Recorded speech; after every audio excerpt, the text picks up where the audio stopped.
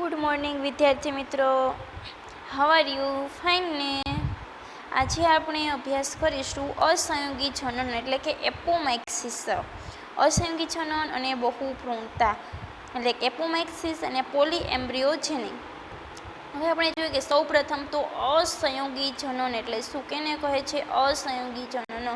તો હવે આપણે જોયું કે બીજનું જે નિર્માણ થાય છે, આ બીજનું નિર્માણ છે તે ફલનનું પરિણામ છે. અગાઉ આપણે જોઈ લીધું કે ફલનના પરિણામે જ બીજ છે તેનું નિર્માણ થાય છે. છતાં પણ અમુક વનસ્પતિઓ એવી છે કે જેમાં ફલન થયા વગર બીજનું નિર્માણ થાય છે. તો આવી છે ફલન થયા વગર કે જે એસ્ટેરેસી અને જે ઘાસના કુળની વનસ્પતિ છે તેની અંદર આવું થતું જોવા મળે છે કે જેમાં તેનું ફલન થતું નથી, પરંતુ ફલન થયા વગર બીજનું નિર્માણ થાય છે. આમ ફલન થયા વગર જે બીજના નિર્માણની ક્રિયા છે તેને અસંયોગી જનન અથવા તો અનિર્ભેળતા તરીકે ઓળખવામાં આવે છે, કે જે ઘાસ અને એસ્ટેરેસી કુળ છે તેની અંદર જોવા મળે છે. તો આમ અસંયોગી જનન છે તે જે વનસ્પતિઓમાં થાય છે તે વનસ્પતિઓને એપોમિટિક એટલે કે અસંગત જનીનિક વનસ્પતિઓ તરીકે ઓળખવામાં આવે છે. નોટ કરી લેજો, તમારા બુકની અંદર આપેલું નથી કે અસંયોગી જનન જે વનસ્પતિઓમાં થાય છે તે વનસ્પતિઓ છે તેને એપોમિટિક અસંગતક જનીનિક વનસ્પતિઓ તરીકે ઓળખવામાં આવે છે. હવે આપણે જોયું કે આ કેવી રીતે નિર્માણ થતું હશે એમ. આગળ આપણે જોયું કે જે ભ્રૂણ છે, જે બીજ છે તે નિર્માણ પામે છે ફલનના પરિણામે. તો ફલન વગર કેવી રીતે બીજ છે તેનું નિર્માણ થતું હશે એમ, કે જેની અંદર ફલનની ક્રિયા નથી થતી અને ફલન વગર જ બીજ નિર્માણ પામે છે. તો આવી છે એપોમિટિક અથવા તો અસંગત જનીનિક વનસ્પતિઓ છે તેની અંદર ફલન થયા વગર બીજનું નિર્માણ થાય છે. આ બીજના નિર્માણની અલગ અલગ ક્રિયાવિધિ છે કે જેમાં વનસ્પતિઓ છે તે કઈ રીતે ફલન થયા વગર બીજનું નિર્માણ કરે છે. એના ઘણા બધા પ્રકાર છે કે જેમાં ફલન વગર બીજનું નિર્માણ થાય છે. તેમાં પહેલો પ્રકાર આપણે જોઈએ કે દ્વિકીય ભ્રૂણ આદિ બીજાણુ કોષના દ્વિકીય કોષમાંથી ઉદ્ભવે છે. આ પ્રકારનું જે અસંયોગી જનન છે તેને જનીય અબીજાણુતા તરીકે ઓળખવામાં આવે છે. હવે દ્વિકીય ભ્રૂણ, અહીંયા ભ્રૂણ છે તેની પ્લોઇડી દ્વિકીય છે એટલે કે 2n છે, અને આ દ્વિકીય ભ્રૂણ છે તે આદિ બીજાણુ કોષના દ્વિકીય કોષમાંથી ઉદ્ભવે છે. હવે જે ભ્રૂણ છે તે આદિ બીજાણુ કોષના દ્વિકીય કોષમાંથી નિર્માણ પામતું હશે તો એવું જે ભ્રૂણ છે એ પ્રકારનું જે અસંયોગી જનન છે તેને જનીય અબીજાણુતા કહે છે. હવે આદિ બીજાણુ એટલે કે જેમાંથી મહાબીજાણુઓ નિર્માણ પામે છે તે આપણે જોઈએ કે મહાબીજાણુ ક્યાંથી નિર્માણ પામતા હતા, તો આ જે અંડકનો ભાગ છે, અંડકના ભાગની અંદર અહીંયા છે તે પ્રદેહ જોવા મળે છે. તો વિદ્યાર્થી મિત્રો, પહેલો પ્રકાર એ કે જેમાં દ્વિકીય ભ્રૂણ છે તે આદિ બીજાણુ કોષના દ્વિકીય કોષમાંથી ઉદ્ભવે છે. તો આ પ્રકાર છે તે અસંયોગી જનનને જનીય અબીજાણુતા તરીકે ઓળખવામાં આવે છે. એટલે એની અંદર જે દ્વિકીય ભ્રૂણ છે, તો અહીંયા જે ભ્રૂણ છે તેનું જે જનીનિક વલણ છે તે દ્વિકીય જોવા મળે છે, અને દ્વિકીય ભ્રૂણ છે તે આદિ બીજાણુ કોષના દ્વિકીય કોષમાંથી ઉદ્ભવે છે. આદિ બીજાણુ એટલે કેવું બીજાણુ કે જેમાંથી મહાબીજાણુ નિર્માણ પામતા હોય છે. હવે અગાઉ આપણે જે માદાજન્યુજનક છે તેની અંદર માદાજન્યુજનક અવસ્થામાં આપણે જોયું હતું કે અહીંયા જે ભ્રૂણકુળ છે તેની આજુબાજુ જે આ પ્રદેહનો વિસ્તાર છે, આ પ્રદેહના વિસ્તારમાંથી કોઈ પણ એક કોષ છે તેનું વિભેદન થાય છે. અહીંના પ્રદેહના કોષમાંથી કોઈ પણ એક કોષનું વિભેદન થાય છે અને એમાંથી માદાજન્યુજનક અવસ્થાનો વિકાસ થાય છે અને એમાંથી મહાબીજાણુ સર્જાય છે, અને આ મહાબીજાણુઓ છે તે ભ્રૂણપૂટના વિકાસ છે તેને આગળ વધારે છે. તો અહીંયા જે દ્વિકીય ભ્રૂણ છે તે સીધો જે આદિ બીજાણુ છે તેના દ્વિકીય કોષમાંથી સર્જાઈ જાય છે. તો એ પ્રકારની જે અસંયોગી જનન છે તેને જનીય અબીજાણુતા તરીકે ઓળખવામાં આવે છે. ત્યાર પછી જે બીજું પ્રકાર છે કે પ્રદેહ કે અંડકાવરણોના બીજા કોષમાંથી ઉદ્ભવે છે. એક જોયું કે જે દ્વિકીય ભ્રૂણ છે તે આદિ બીજાણુ કોષના દ્વિકીય કોષમાંથી ઉદ્ભવે છે. બીજું પ્રદેહ કે અંડકાવરણોના બીજા કોષમાંથી ઉદ્ભવે છે. અને આ જે પ્રકારની જે અસંયોગી જનન છે તેને દૈહિક અબીજાણુતા તરીકે ઓળખવામાં આવે છે. પહેલું આપણે જોયું કે જે મહાબીજાણુ છે જે નિર્માણ પામતા હોય છે, જેમાંથી મહાબીજાણુ તેને આદિ બીજાણુ કહે છે, અને આદિ બીજાણુ છે એ કોષની પ્લોઇડી દ્વિકીય હશે. તો આ દ્વિકીય કોષમાંથી જે ભ્રૂણ નિર્માણ પામે છે તેને દ્વિકીય ભ્રૂણ કહે છે, અને એ જે પ્રકાર છે તેને જનીય અબીજાણુતા કહે છે. બીજો એવો છે કે પ્રદેહ કે અંડકાવરણોના બીજા કોષમાંથી ઉદ્ભવે છે તેને દૈહિક અબીજાણુતા કહે છે. અહીંયા આ ભાગ જોવા મળે છે, આ ભાગ છે પ્રદેહનો, અને એની ફરતે જોવા મળે છે અંડકાવરણો. તો અંડકાવરણો છે અથવા તો પ્રદેહ છે તેના કોઈ પણ કોષમાંથી જો ભ્રૂણ છે તેનું નિર્માણ થતું હશે તો એ છે ભ્રૂણ તેને દૈહિક અબીજાણુતા તરીકે ઓળખવામાં આવે છે. તો અહીંયા આ બંનેની અંદર જનીય અબીજાણુતા અને જે દૈહિક અબીજાણુતા છે બંનેની અંદર અર્ધીકરણથી વિભાજન થતું નથી, એટલા માટે આ બંને જે ભ્રૂણ છે તે દ્વિકીય હશે.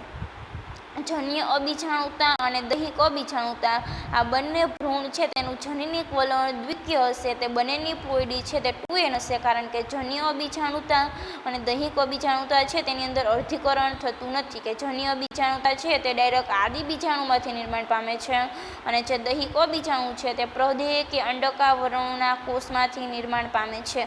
તો અંડકાવરણો અને પ્રદેહ છે તેના કોષો દ્વિકીય જોવા મળે છે. તો એટલા માટે અહીંયા જે જનીનિક વલણ છે આ અસહયોગી જનનના ભ્રૂણનું તે દ્વિકીય જોવા મળશે. હવે બીજો પ્રકાર જોઈએ કે ભ્રૂણનો વિકાસ અફલિત અંડકોષમાંથી થાય છે. કે ભ્રૂણ છે તે અફલિત અંડકોષમાંથી નિર્માણ પામે છે. તો એ પ્રકારનું જે અસહયોગી જનન છે તેને એકકીય અસહયોગી જનન કહે છે. કે ભ્રૂણ છે તેનો વિકાસ અફલિત અંડકોષમાંથી, એટલે કે અંડકોષ છે કે જે અંડકની અંદર ભ્રૂણપૂટમાં સ્થાન પામેલ હશે, કે એક જે ભ્રૂણપૂટ છે તેની અંદર એક અંડકોષ જોવા મળશે. હવે આ અંડકોષ છે તેનું ફલન થતું નથી, એટલે કે અફલિત અંડકોષ છે, અને અફલિત અંડકોષ છે તેનો વિકાસ થાય છે ભ્રૂણની અંદર. તો આ પ્રકારનું જે અસહયોગી જનન છે તેને એકકીય અસહયોગી જનન તરીકે ઓળખવામાં આવે છે. ત્યાર પછીનો બીજો પ્રકાર છે કે અંડકોષ સિવાયના ભ્રૂણપૂટના કોઈપણ કોષમાંથી ભ્રૂણ સર્જાય છે તેને કહે છે એકકીય અજન્યુતા. હવે પેલું આપણે જોયું કે એકકીય અસહયોગી જનન એટલે કે અફલિત અંડકોષ છે તેમાંથી ભ્રૂણનો વિકાસ થાય છે. હવે અંડકોષ સિવાયના ભ્રૂણપૂટના બીજા કોઈ કોષ એટલે કે સહાયક કોષો છે, પ્રતિધ્રુવીય કોષો છે, કે ત્યાર પછી કેન્દ્રસ કોષ, એટલે સહાયક કોષ અથવા તો પ્રતિધ્રુવીય કોષ છે તેમાંથી ભ્રૂણનું નિર્માણ થાય છે. તો તેને કહે છે એકકીય અજન્યુતા. હવે અહીંયા જે જોવા મળે છે એકકીય અસહયોગી જનન અને એકકીય અજન્યુતા, એ બંને ભ્રૂણ છે તે કુદરતી રીતે એકકીય હશે, એટલે કે તેનું જે જનીનિક વલણ છે તે એકકીય જોવા મળશે. એટલે આમ આપણે અસહયોગી જનન છે તેનું જનીનિક વલણ પૂછાય કે અસહયોગી જનનનું જનીનિક વલણ કેવું જોવા મળે છે, તો જો અસહયોગી જનન છે તે જનીય અબીજાણુતા અને દૈહિક અબીજાણુતાના પરિણામે નિર્માણ પામેલું હશે તો એનું જનીનિક વલણ છે તે દ્વિકીય હશે. જો અસહયોગી જનન છે તેમાં જે ભ્રૂણ છે તે એકકીય અસહયોગી જનન અને એકકીય અજન્યુતા દ્વારા નિર્માણ પામેલ હશે તો એનું જે જનીનિક વલણ છે તે એકકીય જોવા મળશે. એટલે આમ એકકીય અસહયોગી જનન અને જે એકકીય અજન્યુતા છે તેની અંદર જે જનીનિક વલણ જોવા મળે છે ભ્રૂણનું તે એકકીય જોવા મળે છે. હવે અન્ય બીજા એક પ્રકારનું પણ અસહયોગી જનન જોવા મળે છે, તેની અંદર જોવા જઈએ તો તે છે બીજાણુજનકીય કલિકા. કે બીજાણુજનકીય કલિકા છે તેના દ્વારા પણ અસહયોગી જનન થાય છે. તો કેવી રીતે થાય છે તે જોઈએ કે ભ્રૂણનો વિકાસ અંડકના કોઈ પણ દ્વિકીય કોષમાંથી થાય છે. હવે ભ્રૂણ છે તેનો વિકાસ અંડક, આખું જે અંડક છે આ રચના જોવા મળે છે અંડકની. હવે અહીંયા જે ભ્રૂણનો વિકાસ થાય છે તે ભ્રૂણનો વિકાસ અંડકના કોઈ પણ દ્વિકીય કોષમાંથી. અહીંયા તમને શબ્દ આપ્યું છે કે અંડકનો દ્વિકીય કોષ, એટલે કે અંડકની અંદર જે દ્વિકીય કોષ છે તેમાંથી નિર્માણ પામશે. અંડકની અંદર જે એકકીય કોષો આવેલા છે ભ્રૂણપૂટની અંદર એમાંથી નહીં નિર્માણ પામે, પરંતુ જે દ્વિકીય કોષો છે એમાં પણ દ્વિકીય કોષો એવા કે જે પ્રદેહ અથવા તો અંડકાવરણો સિવાયના કોષોમાંથી થાય છે. હવે જે ભ્રૂણપૂટની બહારની બાજુએ આવેલ હોય છે, અને આ પ્રકારને એડેન્ટિવ એમ્બ્રિયોની અથવા તો અપસ્થાનિક ભ્રૂણતાના કોષો કહે છે, કે જે લીંબુ અને કેરીની અંદર જોવા મળે છે. હવે બીજાણુજનક કલિકાની અંદર શું જોવા મળે છે કે જે ભ્રૂણ છે તેનો વિકાસ અંડકના કોઈ પણ દ્વિકીય કોષમાંથી થાય છે, એકકીય કોષમાંથી નહીં થાય. એકકીય કોષ છે તે ભ્રૂણપૂટની અંદર આવેલા હશે. અંડકોષ, સહાયક કોષ, પ્રતિધ્રુવીય કોષ, આધારક કોષ એકકીય છે. હવે ભ્રૂણપૂટ છે તેની બહાર આવેલા કોષો એમાં પણ પ્રદેહ અને અંડકાવરણો છે એ સિવાયના જે કોષો છે કોઈ પણ કોષો એમાંથી ભ્રૂણ છે તેનો વિકાસ થાય છે. જે આ ભ્રૂણપૂટ જોવા મળે છે, આ ભ્રૂણપૂટ છે, આ ભ્રૂણપૂટની બહારની બાજુએ ઉપસી આવેલા કોષો હોય છે તેમાંથી ભ્રૂણ નિર્માણ પામે છે. અને જે આ પ્રકારનું જે અસંયોગી જનન છે તેને એડવેન્ટિવ એમ્બ્રિયોની અથવા તો ઔપસ્થાનિક ભ્રૂણતા તરીકે ઓળખવામાં આવે છે, કે જે લીંબુ અને કેરીમાં જોવા મળે છે, કે જે અંડકના કોઈપણ દ્વિકીય કોષમાંથી પ્રદેહ અને અંડક આવરણો સિવાયનો દ્વિકીય કોષ એમાંથી નિર્માણ પામે છે અને તેને એડવેન્ટિવ એમ્બ્રિયોની તરીકે ઓળખવામાં આવે છે.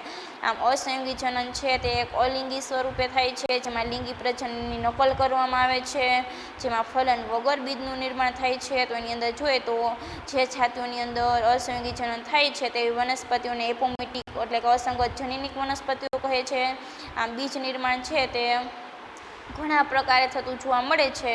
હવે એની અંદર જે ભ્રૂણ છે તે દ્વિકીય ભ્રૂણ છે તે આદિ બીજાણુ કોષના દ્વિકીય કોષમાંથી ઉદ્ભવશે તો તેને જન્ય બીજાણુતા કહે છે. જો પ્રદેહ કે અંડક આવરણના બીજા કોષમાંથી નિર્માણ પામે તો તેને દૈહિક અબીજાણુતા કહે છે. એટલે કે જે આદિ બીજાણુ એટલે કે જેમાંથી મહાબીજાણુ નિર્માણ પામે છે તે આ મહાબીજાણુ જેમાંથી નિર્માણ પામતું હશે તેને આદિ બીજાણુ કહે છે, અને આદિ બીજાણુ છે તે જનીનિક વલણની બાબતમાં દ્વિકીય હશે. તો આમ દ્વિકીય આદિ બીજાણુમાંથી જેનું નિર્માણ થાય છે ભ્રૂણ તે દ્વિકીય ભ્રૂણ નિર્માણ પામશે અને તેને જન્ય અબીજાણુતા કહે છે. બીજો એવો છે કે જે પ્રદેહ કે અંડક આવરણના બીજા કોષમાંથી નિર્માણ પામે છે. ભ્રૂણપૂટની બહાર આવેલા પ્રદેહ અને અંડક આવરણો છે તેના કોષમાંથી ભ્રૂણ છે તે વિકાસ પામશે તો તેને કહે છે દૈહિક અબીજાણુતા. દૈહિક અબીજાણુતા અને જન્ય અબીજાણુતા બંનેની પ્લોઇડી છે જનીનિક વલણ છે તે દ્વિકીય હશે. જ્યારે બીજા પ્રકારનો ભ્રૂણ છે તેનો વિકાસ અફલિત અંડકોષમાંથી થાય છે, એટલે કે જે ભ્રૂણપૂટની અંદર અંડકોષ આવેલો હોય છે એમાંથી ભ્રૂણનો વિકાસ થાય છે અને જેની પ્લોઇડી છે તે એકોકી હશે, તેનું જનીનિક વલણ એકોકી હશે અને આ પ્રકારનું જે ભ્રૂણ છે તેને એકોકી અસંયોગી જનન તરીકે ઓળખવામાં આવે છે. હવે અંડકોષ સિવાયના ભ્રૂણપૂટના બીજા કોઈ પણ કોષ એટલે કે સહાયક કોષો છે, પ્રતિધ્રુવીય કોષો છે, તેમાંથી ભ્રૂણ સર્જાય તો તેને એકોકી અજન્યુતા કહે છે. હવે જોવા જઈએ તો એકોકી અસંયોગી જનન અને એકોકી અજન્યુતા છે તેનો ભ્રૂણ છે તે કુદરતી રીતે એકોકીય હોય છે. ત્યાર પછીનો પ્રકાર છે બીજાણુજનકીય કલિકા, એટલે કે ભ્રૂણનો વિકાસ છે તે અંડકના કોઈ પણ દ્વિકીય કોષમાંથી થાય છે, એટલે કે ભ્રૂણ છે તે અંડકનો કોઈ પણ દ્વિકીય કોષ છે તેમાંથી નિર્માણ પામે છે. તેમાં પ્રદેહ અને અંડકાવરણો સિવાયનો ભ્રૂણપૂટની અંદર કોષો છે તે એકોકી હશે અને આ કોષો છે તે ભ્રૂણપૂટની બહારની બાજુ ઉપસી આવેલા હોય છે અને એમાંથી ભ્રૂણ છે તે વિકાસ પામે છે. અને આ પ્રકારનું જે ભ્રૂણ નિર્માણની ક્રિયા છે તેને એડવેન્ટિવ એમ્બ્રિયોની અથવા તો ઔપસ્થાનિક ભ્રૂણતા કહે છે, કે જે લીંબુ અને કેરી છે તેની અંદર જોવા મળે છે. તો વિદ્યાર્થી મિત્રો આ નોટ ડાઉન કરી લેજો, તમારી બુકની અંદર પ્રકાર છે તે આપેલા નથી. અહીંયા જેટલું લખ્યું છે તેટલું નોટ કરી લેજો, કેમ કે નીટની અંદર આમાંથી પ્રશ્નો છે તે આવી શકે, એટલે આ પેજ છે તે એક નોટ કરી લેજો. હવે બુકની અંદર જોઈએ કે અસંયોગી જનન અને બહુભ્રૂણતા એટલે કે એપોમેક્સિસ અને પોલી એમ્બ્રિયોની. હવે સામાન્યતઃ બીજ ફલનની અંતિમ નિપજ છે, એટલે કે બીજ છે તે ફલનની છેલ્લી નિપજ છે, લાસ્ટ પ્રોડક્ટ છે, કે ફલનના પરિણામે સૌથી છેલ્લે છે તે બીજનું નિર્માણ થાય છે. છતાં પણ એસ્ટેરેસી અને ઘાસના કુળની કેટલીક સપુષ્પી વનસ્પતિઓ ખાસ પ્રકારની ક્રિયાવિધિ દર્શાવે છે કે જેમાં તેઓ ફલન વગર બીજનું નિર્માણ કરે છે. છતાં પણ જે ઘાસ છે તેના કુળની અને જે એસ્ટેરેસી કુળ છે એ વનસ્પતિઓ છે તેની અંદર એક અલગ વિશિષ્ટ પ્રકારની ક્રિયાવિધિ એટલે કે એમાં અલગ પ્રકારનું જે પદ્ધતિ છે તે જોવા મળે છે કે જેમાં તેઓ ફલન વગર બીજનું નિર્માણ કરે છે. બીજ છે એ ફલનના પરિણામે જ ઉત્પન્ન થાય છે, છતાં પણ અમુક વનસ્પતિઓની અંદર જે બીજ છે તેનું નિર્માણ ફલન વગર થાય છે અને આ ફલન વગર જે બીજનું નિર્માણ થાય છે તેને અનિર્ભેળતા અથવા તો અસંયોગી જનન અથવા તો ઇંગ્લિશમાં એપોમેક્સિસ અથવા તો પાર્થેનોજેનેસિસ કહે છે. આમ જે ફલન વગર જે બીજના નિર્માણની ક્રિયા છે તેને અસંયોગી જનન અથવા તો અનિર્ભેળતા અથવા તો એપોમેક્સિસ અથવા તો પાર્થેનોજેનેસિસ તરીકે ઓળખવામાં આવે છે. ફલન વગર ફળ નિર્માણને શું કહેવાય છે? આગળ આપણે ભણી ગયા કે ફલન વગર જો ફળનું નિર્માણ થાય છે તો તેને અફલિત ફળો અથવા તો પાર્થેનોકાર્પિક ફ્રૂટ્સ તરીકે ઓળખવામાં આવે છે. હવે આમ અસંયોગી જનન એ અલિંગી સ્વરૂપે થાય છે, જેમાં લિંગી પ્રજનનની નકલ કરવામાં આવે છે. આમ અસંયોગી જનન છે તે અલિંગી સ્વરૂપે થાય છે કે જેમાં એક જ પિતૃ છે તેના દ્વારા નવો જે સંતતિ છે તેનું નિર્માણ થાય છે, એટલે કે બીજનું નિર્માણ થાય છે. તેમાં સંયુગ્મન થતું નથી, એટલે કે નરજન્યુ અને માદાજન્યુ છે તેનું જોડાણ થતું નથી. આમ જે અસંયોગી જનન છે તે અલિંગી સ્વરૂપે થાય છે, પરંતુ એની અંદર જે પદ્ધતિ છે અલિંગી સ્વરૂપે રૂપે થવાની તે લિંગી પ્રજનનની નકલ કરવામાં આવે છે. એટલે જેવી રીતે લિંગી પ્રજનનમાં જન્યુઓ ઉત્પન્ન થાય છે તો અહીંયા પણ જન્યુઓ ઉત્પન્ન થાય છે, પરંતુ જન્યુઓ ઉત્પન્ન થાય ને જન્યુઓનું જોડાણ થતું નથી. આમ જન્યુઓના જોડાણ થયા વગર પ્રજનન થાય છે અને બીજનું નિર્માણ થાય છે તો તેને અસંયોગી જનન કહે છે. એટલે કે લિંગી પ્રજનનની નકલ કરીને કરવામાં આવે છે. હવે અસંયોગી જનન બીજ છે તે અનેક રીતે સર્જી શકાય છે. હવે આ જે અસંયોગી જનન દ્વારા જે બીજ નિર્માણની ક્રિયા છે તેની અલગ અલગ રીતો છે. તો એની અંદર જોઈએ તો ઘણી જાતિઓમાં અર્ધીકરણ વગર દ્વિકીય અંડકોષનું નિર્માણ થાય છે અને ફલન વગર ભ્રૂણમાં વિકાસ પામે છે. હવે ઘણી જાતિઓ એવી છે કે જેની અંદર અર્ધીકરણ થતું નથી, અર્ધીકરણ થયા વગર જ ડાયરેક્ટ અંડકોષ છે તે નિર્માણ પામે છે. તો અહીંયા જે અંડકોષ નિર્માણ પામશે જેનું અર્ધીકરણ નથી થતું તો એ અંડકોષ છે તે દ્વિકીય હશે. જો અર્ધીકરણ થશે તો એના દ્વારા જે અંડકોષ નિર્માણ પામશે તે એકકીય હશે. તો અહીંયા અર્ધીકરણ વગર દ્વિકીય અંડકોષનું નિર્માણ થાય છે અને આ અંડકોષ છે તેનું ફલન થયા વગર જ સીધો ભ્રૂણમાં વિકાસ પામે છે. હવે તે ઘણું ખરું લીંબુ અને કેરીની ઘણી જાતિઓ જેવી વનસ્પતિઓ છે તેની અંદર જોવા મળે છે. અને એ સિવાય જે લીંબુ અને કેરી છે તેની જાતિમાં બીજા પ્રકારનું પણ અસંયોગી જનન જોવા મળે છે કે જેમાં વનસ્પતિઓની અંદર ભ્રૂણપૂટની આસપાસ પ્રદેહના કેટલાક કોષો વિભાજન પામીને ભ્રૂણપૂટમાં ઉપસી આવે છે અને ભ્રૂણમાં પરિણમે છે. કે જે તમે અંડકની રચના છે તે જોઈ છે. અંડકની રચનાની અંદર ભ્રૂણપૂટ છે. આ ભ્રૂણપૂટની આસપાસના એટલે કે ભ્રૂણપૂટની જે આજુબાજુના પ્રદેહના કોષો છે તે વિભાજન પામે છે અને તે ભ્રૂણપૂટમાં ઉપસી આવે છે અને ભ્રૂણની અંદર પરિણમે છે. એટલે કે તે છે તે ભ્રૂણમાં નિર્માણ પામે છે. એ જેવી રીતે આપણે જોઈએ કે સૌથી જે અંદર છે તે ભ્રૂણપૂટ જોવા મળે છે અને આ ભ્રૂણપૂટ છે તેની બહાર જોવા મળે છે પ્રદેહ. તો આ વચ્ચે છે તે ભ્રૂણપૂટ છે, તેની બહાર છે તે પ્રદેહ છે. આ ભ્રૂણપૂટ અને આ પ્રદેહ, હવે પ્રદેહ છે તેના અમુક કોષો છે તે વિભાજન પામે છે અને વિભાજન પામી અને ભ્રૂણપૂટ તરીકે ભ્રૂણપૂટ છે આ ભ્રૂણપૂટ છે તેની બહાર ઉપસી આવે છે. અહીંયા બહારના ભાગમાં ઉપસી આવશે અને એ જે પ્રદેહના કોષો છે તેમાંથી ભ્રૂણ છે તે સર્જાય છે. તો આવી જાતિઓમાં દરેક અંડક ઘણા ભ્રૂણ ધરાવે છે. એટલે કે એવી જાતિઓ જે કેરી અને જે લીંબુની અંદર જોવા મળે છે કે જેમાં પ્રદેહ છે તેના કોષો બહાર ઉપસી આવે છે ભ્રૂણપૂટની આજુબાજુ અને તેમાંથી આગળ ભ્રૂણનું નિર્માણ થાય છે. તો એવી જાતિઓની અંદર એક અંડક છે તેમાં ઘણા બધા ભ્રૂણ છે તે જોવા મળે છે. હવે એક બીજમાં એક કરતાં વધારે ભ્રૂણની હાજરી છે તેને બહુભ્રૂણતા અથવા તો પોલીએમ્બ્રિયોની તરીકે ઓળખવામાં આવે છે. હવે આવા બીજ છે તેની અંદર એક કરતાં વધારે ભ્રૂણ છે તે હાજર જોવા મળે છે. તો આમ એક કરતાં વધારે ભ્રૂણ છે તેની હાજરી છે તેને બહુભ્રૂણતા અથવા તો પોલીએમ્બ્રિયોની તરીકે ઓળખવામાં આવે છે. હવે તમને એક પ્રવૃત્તિ આપી છે કે તમારે જોવું છે કે બીજની અંદર બહુભ્રૂણતા જોવા મળે છે તો નારંગી લેવાની છે અથવા તો નારંગી અથવા તો જે લીંબુ છે તેના બીજ લેવાના છે. નારંગી અને લીંબુના બીજને કાઢવાના છે અને તેને દબાવવાના છે. તમે એના બીજને દબાવશો તો બહારનું જે બીજાવરણ છે તે બહાર નીકળી જશે અને એના બીજની અંદર વિવિધ કદના અને આકાર ધરાવતા ઘણા ભ્રૂણ જોવા મળે છે. એટલે કે એના બીજની અંદર જે નાના નાના આકાર અને કદ ધરાવતા ઘણા ભ્રૂણો છે તે જોવા મળે છે. અને તમારે ગણતરી કરવાની છે કે આ બીજની અંદર દરેક બીજમાં કેટલા ભ્રૂણ છે તે આવેલા છે. હવે આગળ જોવા જઈએ તો અસંયોગી જનન ભ્રૂણનું જનીનિક વલણ શું છે? અસંયોગી જનન જે ભ્રૂણ છે તેનું જનીનિક વલણ શું છે? તો એનું જનીનિક વલણ છે તે 2n પણ જોવા મળશે. એટલે કે તે દ્વિકીય પણ હશે અને એકકીય પણ હશે. દ્વિકીય ક્યારે હશે? જે આગળ આપણે જોયું કે જો દ્વિકીય જન્ય અબીજાણુતા અથવા તો દૈહિક અબીજાણુતા હશે તો એનું જે જનીનિક વલણ છે તે દ્વિકીય જોવા મળશે. જો એકકીય અસંયોગી જનન અથવા તો એકકીય અજન્યુતા હશે તો એનું જનીનિક વલણ છે તે એકકીય જોવા મળશે.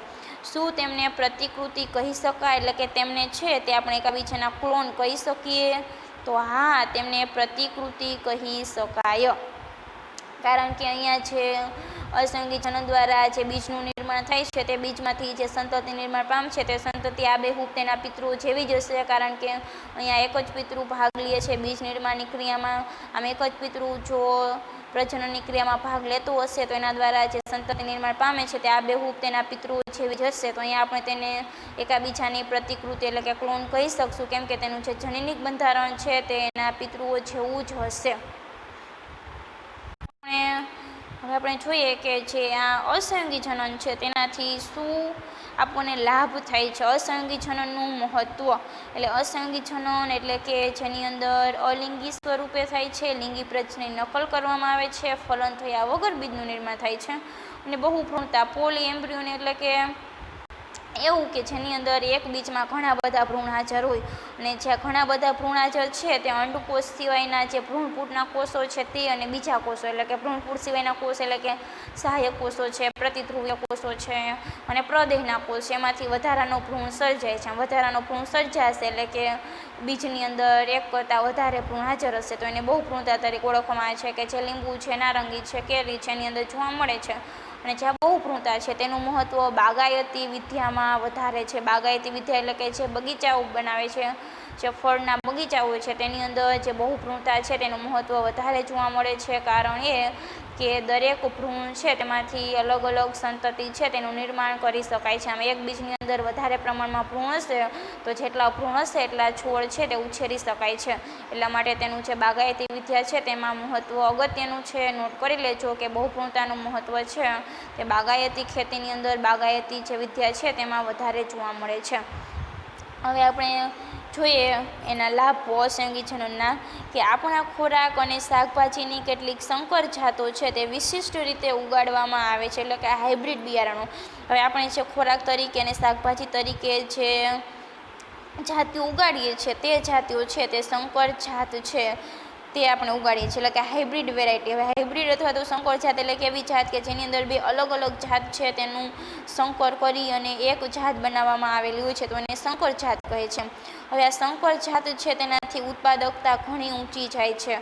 અત્યારે આપણે બધા છે તે હાઇબ્રિડ બિયારણનો જ ઉપયોગ કરીએ છીએ. કપાસ હોય કે શાકભાજી હોય, દરેક જે ખેતીની અંદર જે પાક ઉગાડીએ છીએ તેમાં જે સંકર જાત છે તેનો ઉપયોગ કરવામાં આવે છે. આ સંકર જાત છે તેના ઉપયોગ કરવાથી ઉત્પાદકતા ઊંચી જાય છે, કારણ કે એ જાત છે તે એવી રીતે બનાવેલી હોય છે કે જેની અંદર બે અલગ અલગ જાતિઓ છે તેનો સમન્વય કરી અને બંને જાતિઓ છે તેનાથી જે ઉત્પાદકતા આવે છે તે એક જ જાતિની અંદર મેળવી શકીએ છીએ. હવે આ સંકર જાત છે તેનાથી ઉત્પાદકતા તો સારી જાય છે, પરંતુ સંકર જાત છે તેની એક મર્યાદા છે, તેની એક મુશ્કેલી છે કે દર વર્ષે સંકર બીજ ઉત્પન્ન કરવા પડે છે. હવે સંકર જાત છે જે આપણે વાવીએ છીએ, કે આપણે જે હાઇબ્રિડ કપાસ ઉદાહરણ તરીકે વાવીએ છીએ તો આ હાઇબ્રિડ કપાસને આપણે આ વર્ષે વાવ્યો છે. હવે એ કપાસમાંથી કપાસ ઉત્પન્ન થશે, તેનું ઉત્પાદન છે તે વધારે થશે, તેની જે ઉત્પાદકતા છે તે ઊંચી હશે, પરંતુ એ કપાસ છે તેનું જે બિયારણ એટલે કે તેના જે કપાસિયા છે એ જે કપાસિયા છે તેને આપણે ફરીથી આવતા વર્ષે રોપશું તો એનું જે ઉત્પાદન છે તે ઘટી જાય છે. આપણે જે સંકર જે બિયારણો છે તે આપણે વાવ્યા હતા અને એનાથી જે ઉત્પાદન મળ્યું હતું એટલું ઉત્પાદન મળતું નથી, કારણ કે સંકર જાત દ્વારા જે બીજ ઉત્પન્ન થાય છે તે બીજ છે તે આપણે આગલા વર્ષ માટે એટલે કે બીજી વાર તેનો ઉપયોગ કરી શકતા નથી. કારણ એ છે કે એની અંદર જે જનીનિક વલણ છે તેનું વિશ્લેષણ થઈ જાય છે અને ઉત્પાદકતા છે તે ઘટી જાય છે.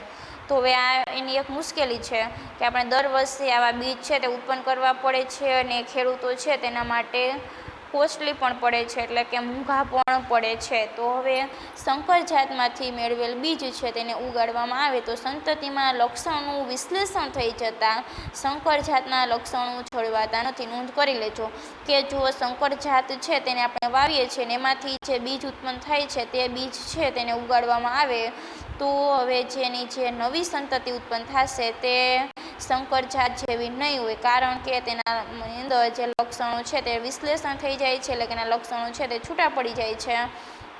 જે સંકર જાતની અંદર જે લક્ષણો જોવા મળે છે લક્ષણો એમાં જળવાતા નથી. હવે સંકર બીજનું ઉત્પાદન મોંઘું છે અને તેથી ખેડૂત માટે સંકર બીજની કિંમત વધુ પડે છે. આવા સંકર બીજ છે તે આપણે દર વર્ષે બનાવવા પડે છે, કેમ કે આગળ આપણે જોયું કે સંકર બીજ દ્વારા જે છોડ છે તેમાંથી નવા બીજ આવે છે તેને આપણે વાવશું, રોપશું, તેમાંથી જે બીજ ઉત્પન્ન થાય છે તેનું જે વિશ્લેષણ છે, તેની જે સંતતિ છે તેમાં લક્ષણનું વિશ્લેષણ થઈ જાય છે, એટલે આપણે તેનો ઉપયોગ કરી શકતા નથી. એટલા માટે આપણી પાસે એક જ ઓપ્શન છે કે દર વર્ષે આવા સંકર બીજ છે તે ઉત્પન્ન કરવા પડે છે, અને દર વર્ષે આવા સંકર બીજ ઉત્પન્ન કરીએ તો એનું ઉત્પાદન છે તે મોંઘું છે અને ખેડૂત છે તેના માટે આ બીજ છે તેની કિંમત વધુ પડે છે. હવે આપણે એનાથી મોંઘું ના પડે અને દર વર્ષે આપણે એને એ બીજને ઉપયોગ કરી શકીએ, તો એના માટે જે આવા હાઇબ્રિડ બિયારણો છે, એટલે કે જે આવા સંકર બીજ છે તેને અસંયોગી જનનમાં રૂપાંતરિત કરવામાં આવે તો સંતતિમાં લક્ષણોનું વિશ્લેષણ થતું નથી. એટલે કે જે સંકર બીજ છે, હાઇબ્રિડ છે, તેને આપણે અસંયોગી જનનની અંદર રૂપાંતરિત કરવામાં આવે છે અને આમાં અસંયોગીમાં રૂપાંતરણ કરવામાં આવે તો સંતતિમાં જે લક્ષણો છે તેનું વિશ્લેષણ થતું નથી.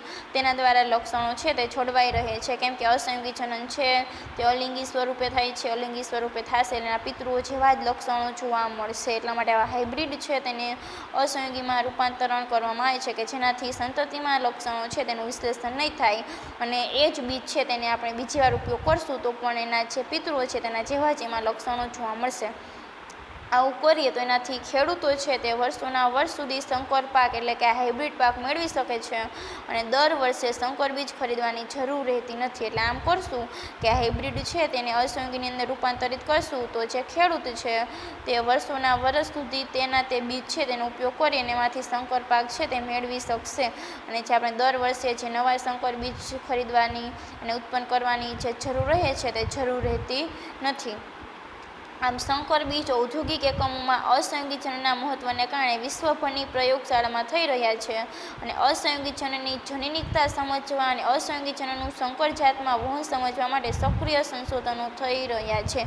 આવી રીતે જે આ સંકર બીજ છે તેને ઔદ્યોગિક એકમ એટલે કે જે સંકર બીજો છે નિર્માણ પામે છે તે ઉદ્યોગોમાં નિર્માણ પામે છે. આમાં ઔદ્યોગિક એકમની અંદર જે સંકર બીજ છે તે નિર્માણ પામે છે અને આ સંકર બીજ છે તેની અંદર જે અસંયોગી જનનનું મહત્વ છે તેના કારણે જે વિશ્વની અંદર ઘણી બધી પ્રયોગશાળા છે તેની અંદર તેનો અભ્યાસ થઈ રહ્યો છે અને અસંયોગી જનન છે તેનું જે જનનિકતા છે તે સમજવા માટે અને એનું જે સંકર જાતમાં છે તે વહન કરવા માટે એટલે કે સંકર જાત છે તેનું અસંયોગી જનન છે તેમાં વહન કરવા માટે જે સમજવા માટે આવા સક્રિય સંશોધનો છે તે થઈ રહ્યા છે.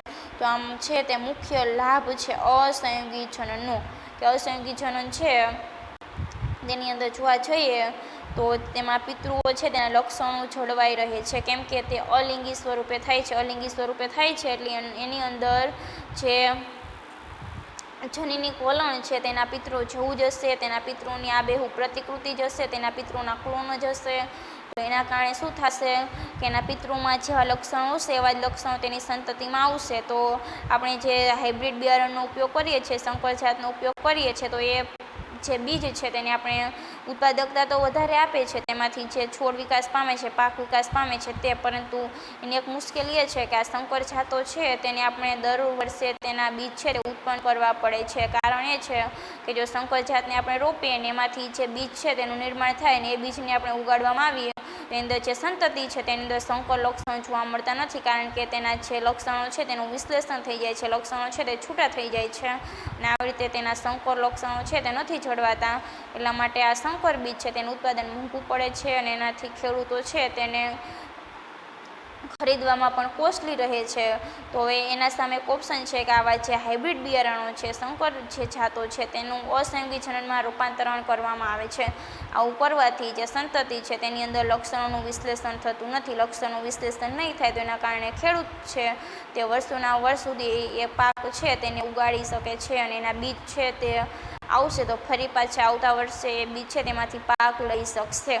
આમ દર વર્ષે જે સંકર બીજ છે તેને ખરીદવાની જરૂર રહેતી નથી. આવું જે સંશોધન છે, કાર્ય છે તે વિશ્વભરની પ્રયોગશાળામાં થઈ રહ્યા છે કે અસંયોગી જનન છે તેને સમજવાનું, તેનું જે જનનિક મહત્વ છે તે અને અસંયોગી જનનમાં જે હાઇબ્રિડ જે સંકર જાતો છે તેનું વહન કરવાનું અને જેનાથી સંકર જે બિયારણ છે તે ઉત્પન્ન ન કરવા, આ બધું જે આખું જે સંશોધન છે તે વિશ્વની ઘણી બધી પ્રયોગશાળા છે તેની અંદર થઈ રહ્યું છે. હવે આપણે જોઈએ કે અસંયોગી જનન છે તે લાભકારક છે કે હાનિકારક. તો અસંયોગી જનન છે તેની એક રીતે જોવા જઈએ તો અસંયોગી જનન છે તેની અંદર અર્ધીકરણ થતું નથી. અહીંયા જે આપેલું છે તે બુકમાં નથી આપેલું, હું જે કહું છું તે નોટ કરી લેજો કે અસંયોગી જનન છે તેના લાભાલાભ એટલે કે લાભ અને ગેરલાભ, તેનું મહત્વ શું છે અને મહત્વ શું નથી તે. તો અસંયોગી જનન છે તેની અંદર અર્ધીકરણ થતું નથી, એટલે કે રંગસૂત્ર છે તેનું છૂટા પડવું અને જોડાવવું. આમ રંગસૂત્રનું જનનિક જે પુનઃસંયોજન જોવા મળે છે. તે પુનઃસંયોજન થતું નથી. આ પુનઃસંયોજન નથી થતું તો એના કારણે આપણે જે નવા જનનિક બંધારણ ધરાવતા સંયોજનો છે તે નિર્માણ કરી શકતા નથી. કેમ કે લિંગી પ્રજનનની અંદર જે જાતિ છે તે ઉત્પન્ન થાય છે, જે સંતતિ ઉત્પન્ન થાય છે તેની અંદર નવા જનનિક સંયોજન ધરાવતું સંતતિ છે, સજીવ છે તે ઉત્પન્ન કરી શકીએ છીએ. પરંતુ અહીંયા અલિંગી સ્વરૂપે થાય છે અસંયોગી જનન. એટલે અસંયોગી જનનની અંદર અર્ધીકરણ નથી થતું. અર્ધીકરણ નથી થતું એટલે રંગસૂત્ર છે તેનું છૂટા પડવું અને રંગસૂત્ર છે તેનું જોડાવું નહીં થાય. તો એના કારણે જે પિતૃની અંદર જે લક્ષણો હોય છે તે જ લક્ષણો તેની સંતતિમાં આવે છે. આમ એકને એક લક્ષણો છે તે જળવાઈ રહે છે. એટલે આ જે અસંયોગી જનન દ્વારા જે જાત ઉત્પન્ન થાય છે તે વિકાસની બાબતમાં છે તે પાછળ રહે છે. કારણ કે એના પિતૃમાં જેવું હોય છે તેવું જેની સંતતિમાં આવે છે, એની સંતતિમાં જેવું હશે તેવું તેની આગામી સંતતિમાં આવશે. આમ કોઈ પણ નવા લક્ષણો છે તેનો વિકાસ નહીં થાય. નવા લક્ષણોનો વિકાસ નહીં થાય એટલા માટે જે આવી જાતિઓ છે તે વિકાસની બાબતમાં પાછળ રહી જશે. જ્યારે લિંગી પ્રજનન છે તેની અંદર જનની ભિન્નતા જોવા મળે છે.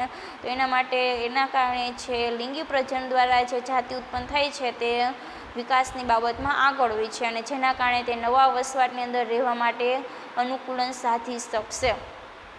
એક રીતે જોવા જઈએ તો અસંયોગી જનન છે તે ફાયદાકારક છે કે જે આપણે જોયું કે જેની અંદર સંકર જાતો છે તેનું વહન કરાવી અને એમાંથી અસંયોગી જનન સ્વરૂપે બીજ છે તેનું નિર્માણ કરી શકાય છે. અને એ સિવાય જોવા જઈએ અસંયોગી જનન છે તે એવી વનસ્પતિઓ કે જેમાં લિંગી પ્રજનન અને અસંયોગી જનન બંને દર્શાવતી હોય તો એવી વનસ્પતિઓ માટે આ અસંયોગી જનન ખૂબ જ મહત્ત્વનું છે કે જે બંને દર્શાવતી હોય. અસંયોગી જનન પણ દર્શાવતી હોય અને લિંગી પ્રજનન પણ દર્શાવતી હોય તો એવી વનસ્પતિઓ છે તેમાંથી બંને લાભ થઈ શકે. એક તો આપણે તેમાંથી લિંગી પ્રજનન થશે તો ભિન્નતા છે તે પણ પ્રેરી શકાય છે અને અસંયોગી જનન છે તેના પરિણામે તેના જે પિતૃઓ છે તેના જે એકને એક લક્ષણો છે તે પણ જાળવી શકાય છે. તો અહીંયા આપણું બીજો ચેપ્ટર છે તે પૂર્ણ થાય છે.